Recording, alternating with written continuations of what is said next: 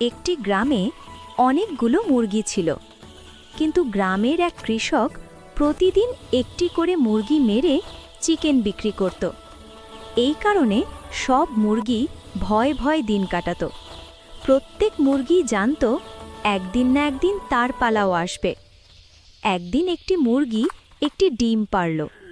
কিছুদিন পর সেই ডিম থেকে একটি ছোট্ট হলুদ রঙের ছানা বের হলো। ছানাটিকে দেখে মুরগিটির বুক ভরে উঠল ভালোবাসায়, কিন্তু সঙ্গে সঙ্গে তার মনে ভয় ঢুকে পড়ল। যেভাবে কৃষক মুরগি মারে, একদিন আমার বাচ্চাকেও মেরে ফেলবে। এই ভয়ে এক গভীর রাতে সবাই ঘুমিয়ে পড়লে মুরগিটি তার ছানাটিকে নিয়ে চুপি চুপি জঙ্গলের দিকে চলে গেল। জঙ্গলের এক নিরাপদ জায়গায় ছানাটিকে রেখে ভারী মন নিয়ে সে ফিরে এলো। ছানাটি একা একা হাঁটতে হাঁটতে সকালবেলা একটি কবুতরের সামনে গিয়ে পৌঁছালো। কবুতরটি ছানাটির কষ্ট বুঝতে পারল এবং তাকে নিজের বাসায় আশ্রয় দিল। নিজের ছানার মতো করেই সে তাকে আগলে রাখল।